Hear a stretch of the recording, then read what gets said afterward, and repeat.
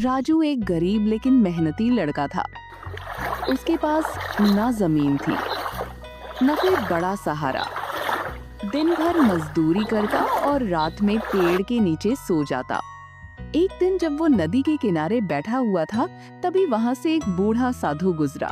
उसके बाल सफेद थे, हाथ में कमंडल और आंखों में तेज। बेटा, तेरा मन साफ है और किस्मत भी बदलने वाली है। जल्दी ही तुझे एक ऐसी राह मिलेगी जो तुझे वहां ले जाएगी जहां तू खुद को भी नहीं पहचान पाएगा। बाबा, मैं तो बस 2 वक्त की रोटी के लिए मेहनत करता हूँ। मेरा क्या भाग्य बदलेगा? तू एक परीक्षा देगा और वही परीक्षा तुझे एक नया जीवन देगी। विश्वास रख और जब समय आए तो पीछे मत हटना। इतना कहकर साधु वहां से चला गया। राजू मन ही मन सोच में पड़ गया। क्या वाकई मेरी किस्मत बदल सकती है? उसी शाम वह किसी काम से गांव के मुखिया के घर पहुंचा, जहां उसे पहली बार मुखिया की बेटी की झलक मिली। वह एक पल को ठिठक गया। लड़की की आंखों में मासूमियत थी और राजू के दिल में पहली बार कोई सपना जन्मा। अगर मैं मेहनत से कुछ बन सका तो शायद किसी दिन उसके लायक बन सकूं।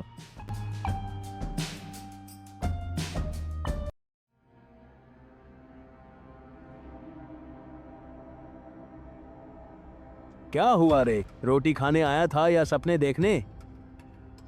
राजू थोड़ा झेंपा लेकिन कुछ नहीं बोला, पर अब उसके दिल में कुछ बदल चुका था। दोपहर का समय, मुखिया दरवाजे के बाहर बैठा है। पास में मुनीम खड़ा है। राजू अब अक्सर मुखिया के घर छोटा मोटा काम करने लगा था। एक दिन उसने हिम्मत जुटाई और मुखिया के सामने खड़ा हो गया।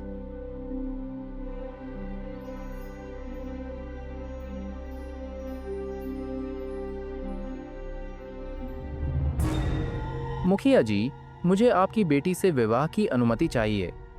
मुखिया और मुनीम दोनों कुछ पल चुप रहे। फिर एक जोरदार हौसी गूंज उठी। अबे, तू एक गरीब मजदूर और मेरी बेटी का पति, तेरे पास है क्या?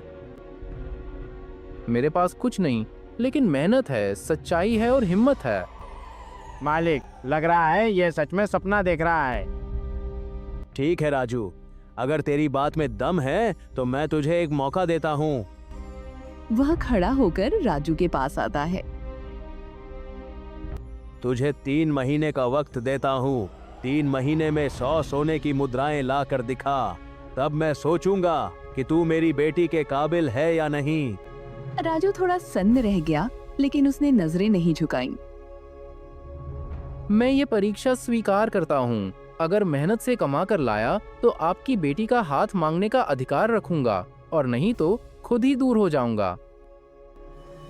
ठीक है, ये बात अब लिख दी गई है तेरी तकदीर में।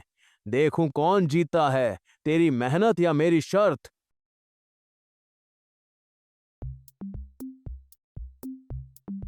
मालिक, कहीं ये सच में न जीत जाए।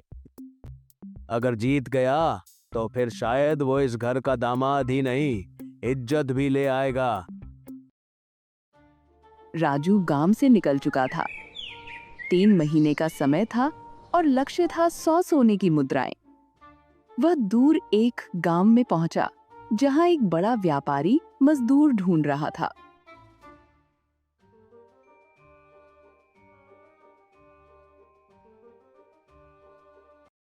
सेठ जी, मुझे काम की तलाश है। मैं मेहनत से पीछे नहीं हटूंगा। काम है, गोदाम की सफाई, माल उठाना, हिसाब रखना, लेकिन मेहनताना महीने के अंत में मिलेगा। मंजूर है। राजू ने दिन रात एक कर दिए। वह सुबह जल्दी उठता, भारी बोरियां उठाता, फिर शाम तक गोदाम की सफाई करता। रात में वहीं कोने में सो जाता। दिन बीतते गए और मेहनत रंग लाने लगी। 3 महीने में राजू ने 100 सोने की मुद्राएं कमा ली। वह बहुत खुश था। अगले दिन वह वापसी की तैयारी कर ही रहा था कि व्यापारी ने अचानक उसे बुलाया।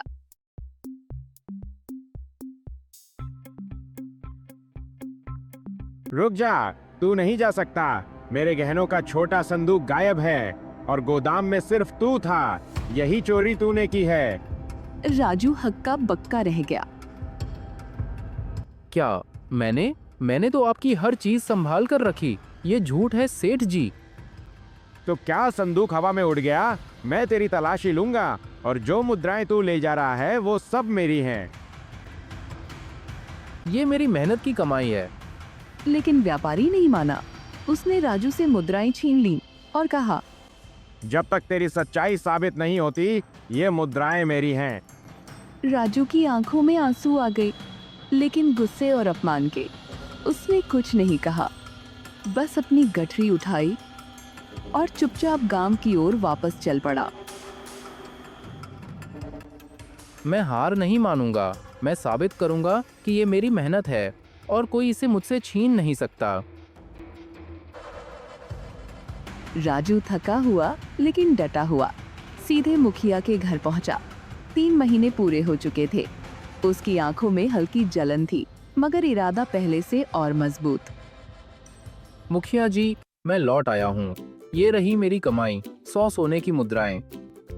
मुखिया ने एक नजर मुद्राओं से भरी बोतल पर डाली और मुनीम की तरफ देखा। अच्छा, लेकिन व्यापारी का पैगाम आया था कि तू चोरी करके भागा है। ये मुद्रा तेरी नहीं, उसकी है। ये मेरी मेहनत की कमाई है। सेठ ने मुझ पर झूठा इल्जाम लगाया है। अगर मौका मिले तो मैं खुद साबित कर सकता हूँ कि ये मुद्राएं मेरी हैं। 5 एक जैसे संदूक तैयार करवाओ। हर एक में 20-20 मुद्राएं डालो, कुल 100। और राजू की लाई हुई मुद्राएं भी उनमें मिला दो। फिर ढक्कन बंद करो। कुछ देर में 5 संदूक सामने रख दिए गए। इन 5 संदूकों में एक वो है जो तेरी मेहनत की कमाई का है। अगर तू सच बोल रहा है तो पहचान ले, वरना समझ लूंगा कि तू झूठा है। राजू ने चुपचाप आंखें बंद की, फिर हर संदूक को ध्यान से देखा, फिर तीसरे संदूक की ओर इशारा किया। यही है, इसमें मेरी मुद्राएं हैं। मैंने मंदिर में काम किया था, कुछ सिक्कों पर हल्दी लगी थी। वो पहचान लायक है। मालिक, ये सच बोल रहा है। मुद्राएं बिल्कुल अलग हैं, जैसे इसने कहा वैसी ही। मुखिया ने गहरी सांस ली। उसकी आंखों में अब सख्ती की जगह सम्मान था। बोतल खुल चुका था। हल्दी से सने सिक्के सबूत बनकर सामने थे। अब सब कुछ साफ था, न कोई पंचायत न कोई बहस। मुखिया कुछ देर तक बोतल में पड़े सिक्कों को देखता रहा, फिर उसने धीरे से राजू की ओर देखा। जिसे अपनी मेहनत की कमाई पहचानने में एक पल भी न लगे, वो लड़का चोर नहीं हो सकता। मालिक, उस व्यापारी ने तो झूठ बोला। अपने लालच में एक सच्चे इंसान को बदनाम करने की कोशिश की। बेटा, आज तूने मुझे भी हरा दिया। मैंने तुझे सिर्फ आजमाने की नीयत से शर्त रखी थी। सोचा था कि गरीब लड़का थक कर लौट जाएगा, पर तू तो खुद सोने से ज्यादा कीमती निकला। मैंने कुछ साबित नहीं किया मुखिया जी, सिर्फ वो दिखाया जो मैं सच में हूँ। मुखिया ने मुस्कुराते हुए राजू की बोतल वापस उसके हाथ में रख दी।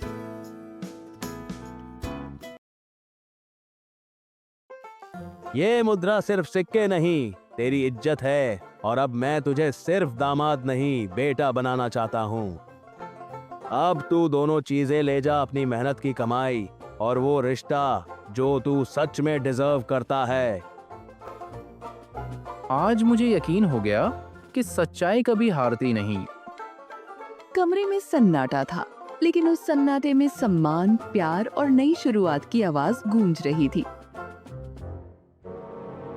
अगर आपको हमारी ये कहानी पसंद आई हो तो लाइक करें, कमेंट करें, शेयर करें और PM टून वर्ल्ड चैनल को सब्सक्राइब करना बिल्कुल ना भूलें, क्योंकि यहाँ मिलती हैं आपके लिए मजेदार और सीख देने वाली कहानियाँ। हर दिन कुछ नया, कुछ जादुई। मिलते हैं अगले एपिसोड में एक नई कहानी के साथ। तब तक मुस्कुराते रहो और सीखते रहो।